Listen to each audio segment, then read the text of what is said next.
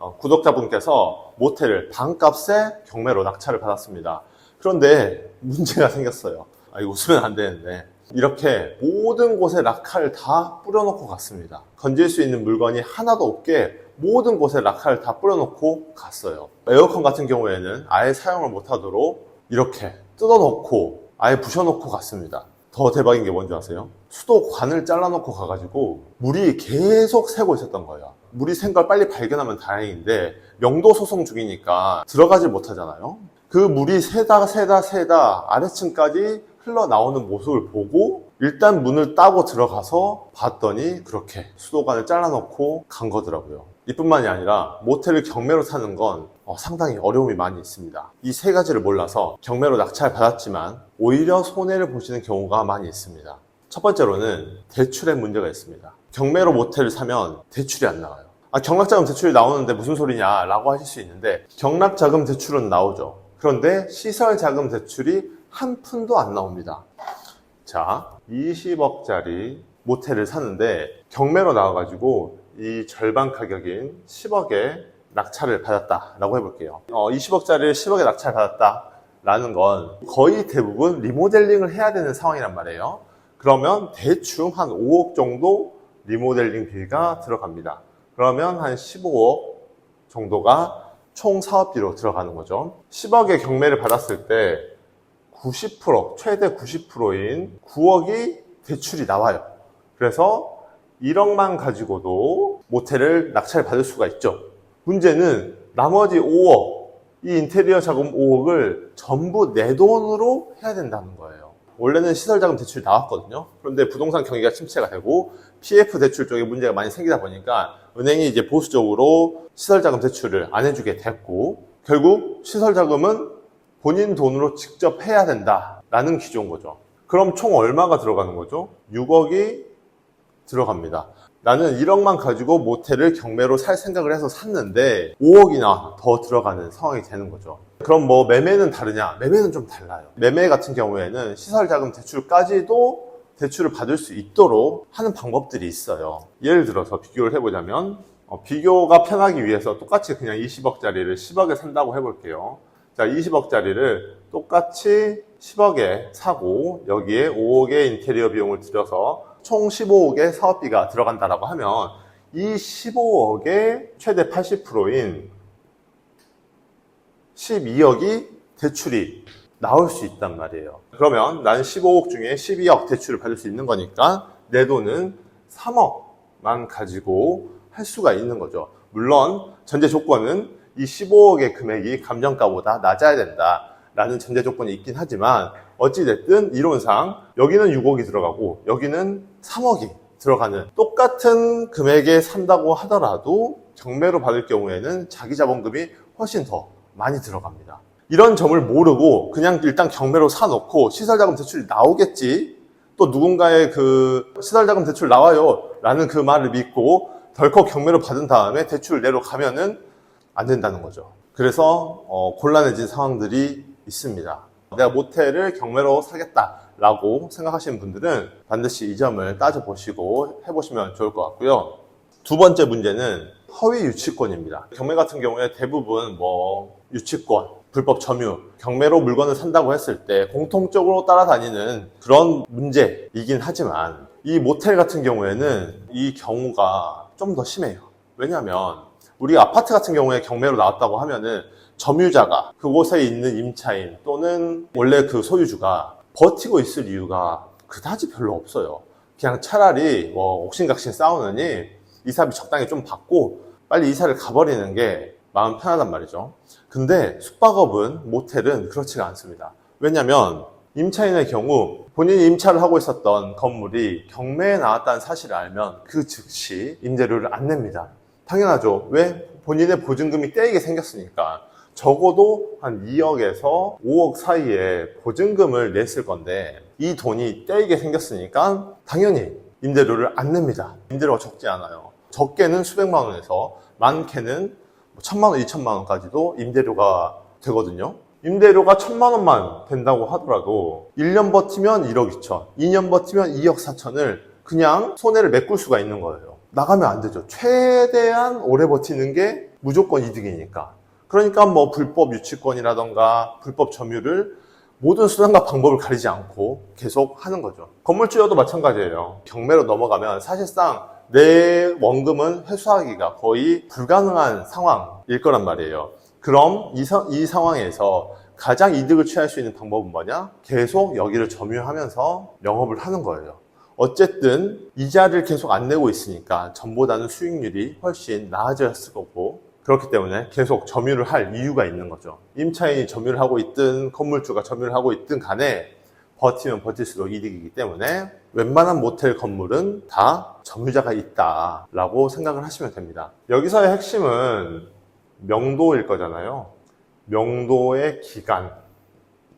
얼마나 빨리 명도의 기간을 단축시키느냐가 핵심 포인트가 될 거예요. 어쨌든 나도 대출을 받은 상태이기 때문에 그 이자 때문에 계속 손해가 발생을 할 거잖아요. 빨리 이걸 인수받아가지고 영업을 해야 그 돈으로 이자도 내고 뭐 원금 상환도 하고 할 텐데 말이죠. 그래서 명도의 기간을 최대한 단축시키는 게 쟁점이 되는 거고, 이걸 잘할 수 있는 사람이 경매로 낙찰을 받아야 되는 거죠. 실제로 이 임차인과 건물주가 서로 힘을 합쳐서 이 낙찰자에게 8억의 이사 비용을 요구를 한 사례가 있어요. 저희 구독자분의 사례인데, 그런데 이분이 3개월 만에 명도를 끝내버립니다. 이분은 그런 노하우를 갖고 있었어요. 이런 사례가 있습니다. 그래서 명도 기간을 줄이는 게 불가능한 일은 아닌데 나름의 노하우가 필요하다라는 점 꼭 아셨으면 좋겠습니다. 그리고 이어지는 세 번째가 영업허가증입니다. 보통 이 영업허가증이 점유하고 있으신 분들이 많이 사용하는 인질입니다. 경매로 모텔 낙찰을 받았다는 거는 소유권을 가져왔다는 거지 이 영업허가에 관한 권리를 갖고 왔다는 의미는 아니거든요. 정확히 말하면 영업허가증을 양도양수 받아야 돼요. 누구한테? 기존에 영업허가증을 갖고 있는 사람에게. 그래서 보통 매매가 진행이 되면 매매 계약서에 반드시 이 내용이 들어갑니다. 잔금일을 기준으로 영업허가증을 양도양수한다 라는 내용이 꼭 들어가요. 경매는 그런 계약서를 쓰고 진행을 하는 게 아니잖아요. 법이 정한 방식으로 임의로 내가 소유권을 가져오는 거기 때문에 기존에 영업허가증을 갖고 있는 사람이 순순히 주지를 않는단 말이에요. 보통이라면 매도자와 매수자가 손을 잡고 해당 구청에 가서 영업허가증 양도양수 서류를 작성을 합니다. 그 서류를 작성해서 내면 원래 영업허가증을 갖고 있던 사람에게서 가져올 수가 있는 거죠. 그렇게 영업허가증을 발부받아서 세무서에 가서 사업자 등록 정정신고를 해야 돼요. 사업자 등록증상에 현재는 숙박업, 호텔업 이런 걸로 적혀져 있지가 못합니다. 영업허가증이 없으면. 이 영업허가증을 들고 가야지만이 업종업태에 그거를 추가를 해주는 거죠. 그게 또 추가가 돼야지 카드 단말기도 결제할 수 있고 뭐 여러 가지 일들을 할 수가 있습니다. 그게 안 되면은 숙박업을 그냥 할 수가 없어요. 반드시 필요한 게 영업허가증.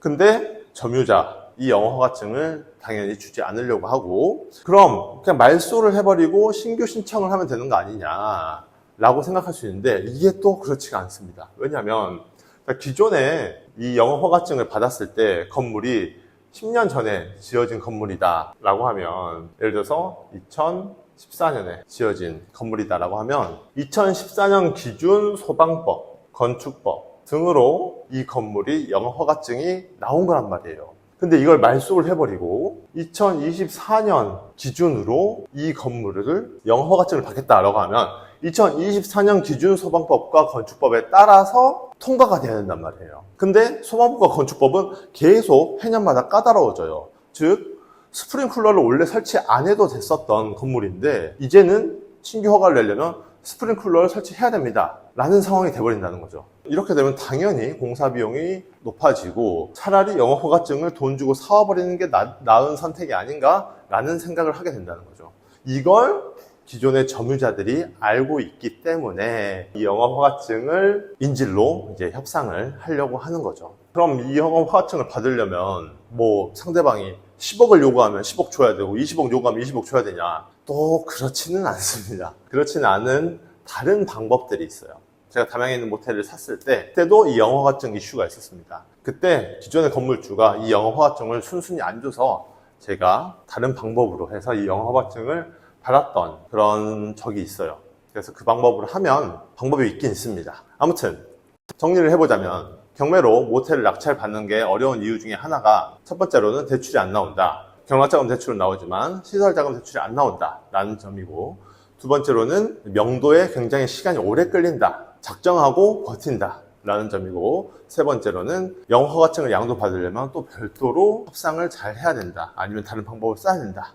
뭐 이 세 가지의 허들이 가장 큰 것 같아요. 모텔을 경매로 낙찰 받을 때 말이죠. 모텔을 경매로 살려고 하실 때 이 점을 아시고 꼭 신중하게 생각을 해보시면 좋을 것 같고요.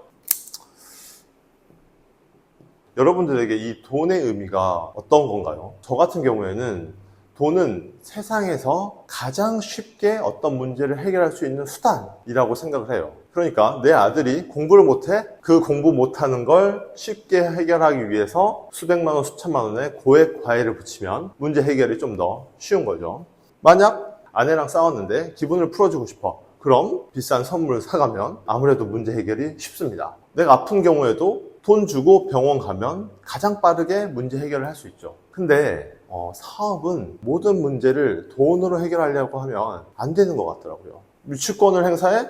돈 줄게 나가. 명도? 돈 줄게 나가. 이래버리면 문제 해결은 쉬운데 이게 문제 해결이 아니잖아요. 우리가 숙박업을 하는 이유는 돈을 벌기 위한 게 목적인데, 숙박업을 하기 위해서 발생하는 문제를 돈으로 해결하고 있으면 목적 자체를 이룰 수가 없는 상황이 돼버리는 거죠. 수익률이 안 맞을 테니까. 숙박업을 한다고 했을 때 문제들이 계속 생기는데, 이 문제를 돈으로 해결하지 않고 나의 노하우와 아이디어, 고민들, 이런 걸로 해결을 해야 된다라는 뜻인 거죠. 그런데 그게 처음 하시는 분들은 생각보다 쉽지가 않습니다. 생각보다 매우 고통스러운 일이더라고요.